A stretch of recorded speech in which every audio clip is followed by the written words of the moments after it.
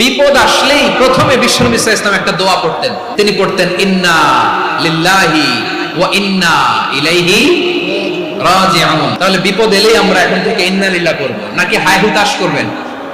একদল আছে হায় হুতাশ করে, হায় আল্লাহ রে মোর কি হইল রে, মুই কি হরমু রে, মুই কমবে যামু রে, এরকম বিলাপ করতে নিষেধ করেছেন বিশ্বনবী।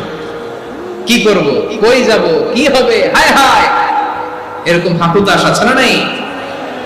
বিশ্বাসীরা হাহুতাশ করে না, তারা ইন্না লিল্লাহ পড়ে। তারপরে বিশ্বনবী পড়তেন আল্লাহুম্মা আজুরনি ফি মুসিবাতি ওয়াখলুফ লি খায়রাম মিনহা।